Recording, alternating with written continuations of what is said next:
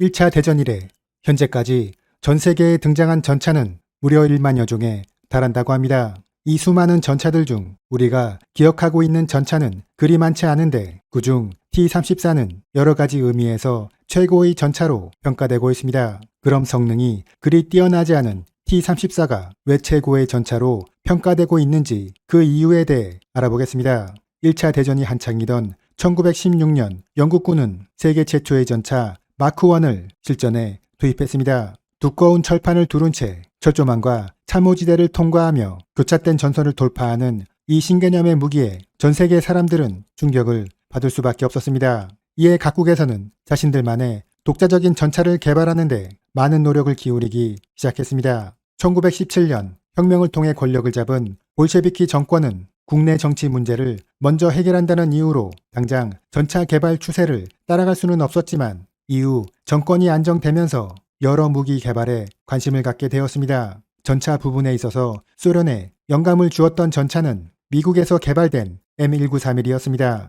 존 월터 크리스티가 개발한 이 전차는 코일 스프링을 활용한 크리스티 현가 장치를 장착하고 있어 일반 도로에서뿐만 아니라 험준한 야지에서도 좋은 기동성을 보여주었습니다. 소련은 이 전차를 그대로 복제해 BT-1이란 이름으로 양산하기 시작했고 이후 BT 전차는 여러 버전으로 개량되어 소련군의 주력 전차로 자리잡게 되었습니다. 1935년 스페인에서 내전이 발발하자 소련은 BT-5 전차를 인민전선 정부에게 지원해 주었는데 그곳에서 독일제 무기를 장비한 프랑코 장군 세력과 격전을 치르게 되었습니다. 하지만 BT-5 전차는 독일제 37mm 대전차포에 쉽게 파괴되는 모습을 보이게 되면서 소련군은 보다 성능이 향상된 신형 전차를 요구하게 되었습니다. 1937년 우크라이나에 위치한 하르코프 기관차 공장에서 전차 개발을 위한 설계팀이 구성되었는데 당시 소련군의 요구 사항은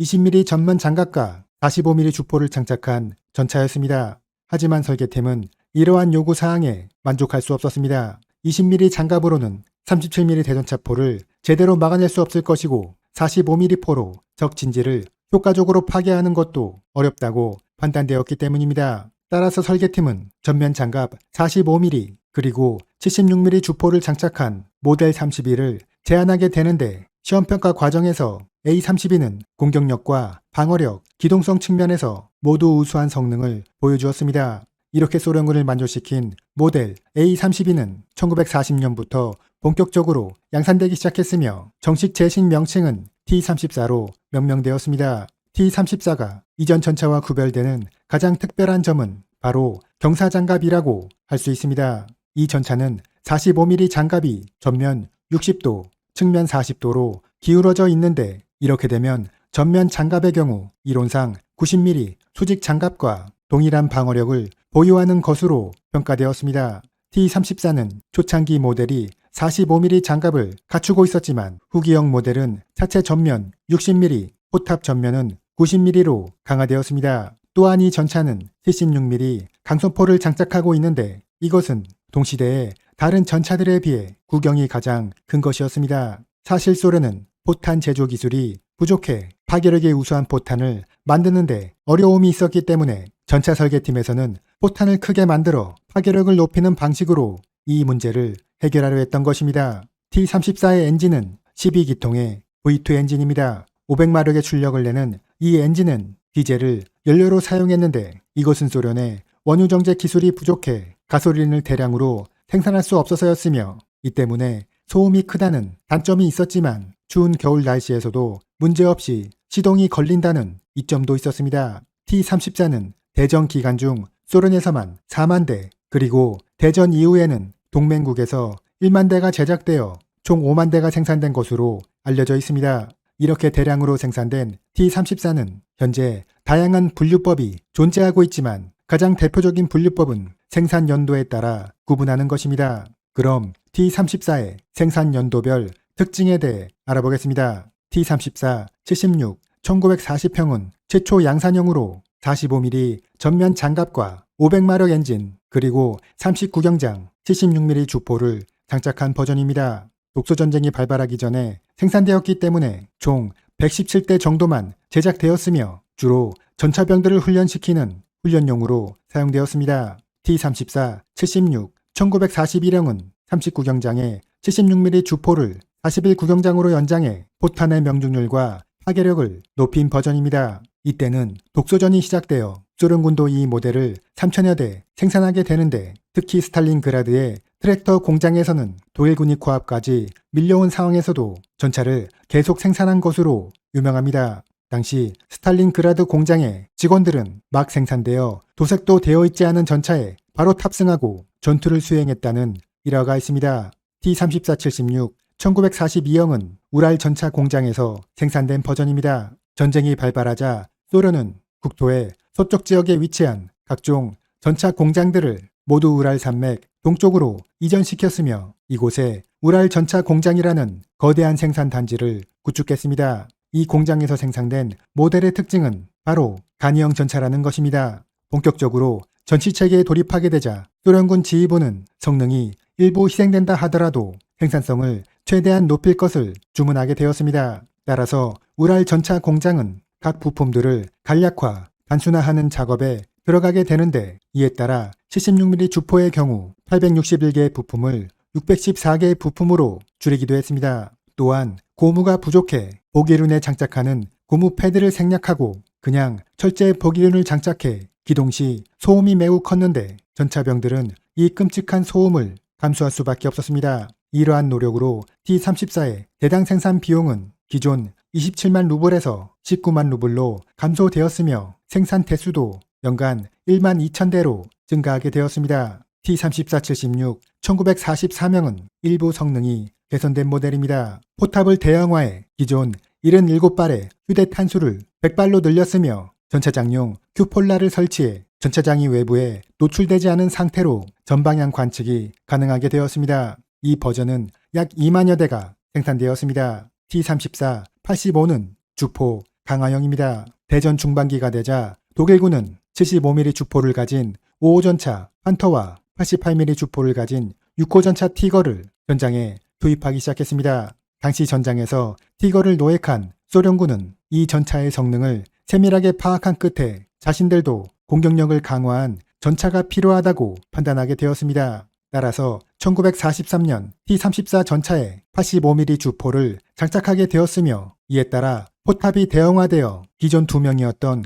포탑 승무원이 전차장, 포수, 장전수 이렇게 3명으로 늘게 되었습니다. 이후 T-34, 85는 대전기간뿐만 아니라 전쟁이 끝난 후인 1958년까지 유고슬라비아, 체코슬로바키아, 폴란드 등지에서 생산되었습니다. 다음은 소련군의 T-34 전차 운용 방식에 대해 알아보겠습니다. 스페인 내전 당시 소련군은 BT-5 전차를 운용하는 과정에서 전차가 단독으로 작전을 수행하다가는 적 보병에게 큰 피해를 입게 된다는 사실을 깨닫게 되었습니다. 따라서 독소전쟁 초기 소련군은 T-34를 각 보병사단에 분산 배치하고 보병과 함께 작전을 수행하는 방식을 사용했습니다. 하지만 독일군이 대규모 전차를 집중 운용하는 것을 목격하자 결국 그들도 기갑사단을 창설하고 독일군에 대항하기 시작했습니다. 하지만 전쟁 초기 전과는 매우 좋지 못했는데 소련군 전차병들은 대규모 부대가 한꺼번에 작전을 수행하는 것에 익숙하지 못했고 병사 개개인의 숙련도도 높지 못해 독일군에게 번번이 패배할 수밖에 없었던 것입니다. T-34의 가장 큰 단점은 무전기의 부재와 부실한 조준장치였습니다. 독일군은 모든 전차에 무전기를 장착해 지휘관의 지시가 즉시 모든 아군 전차에 전파되어 유기적인 작전 수행이 가능했던 반면 소련군의 T-34는 지휘관 전차에만 무전기가 있었고 나머지 전차에는 무전기가 없었던 것입니다. 따라서 소련군 지휘관은 자신의 지시를 전파하기 위해 전차 밖으로 나와 수기 신호를 해야 했는데 혼란스러운 전장 상황에서 이러한 지시가 제대로 전달되기는 어려웠습니다. 소련군은 1944년 이후가 되어서야 간신히 모든 전차에 무전기를 장착할 수 있었습니다. 또한 T-34의 포수는 아무리 개인적인 실력이 좋다고 하더라도 성능이 좋지 못한 조준경의 한계를 극복하기 어려웠습니다. 독일군은 우수한 광학기술을 이용해 최고 성능의 조준장치를 갖추고 있었지만 소련군은 조악하다고 할 수 있는 조준경을 사용해야만 했습니다. 따라서 렌즈에 비춰지는 상이 왜곡되거나 흐리게 나오는 경우가 많아 적 전차를 먼저 발견하고도 명중을 시키는 경우가 적었던 것입니다. 소련군의 T-34는 이렇게 성능이 좋지 못하다고 할 수 있지만 이 전차의 강점은 바로 많이 생산되었다는 것입니다. 먼저 생산 비용 측면에서 보았을 때 티거 전차 한 대를 만들 가격이면 T-34 5대를 만들 수 있었다고 평가되었습니다. 이것은 단순히 계산해서 만일 5곳에 주요 거점이 있다고 보았을 때 독일군은 우수한 티거 전차를 이용해 한 곳에서 승리를 거둘 수 있지만 나머지 4곳은 소련군 T-34가 점령할 수 있습니다. 결국 독일군은 전투에서는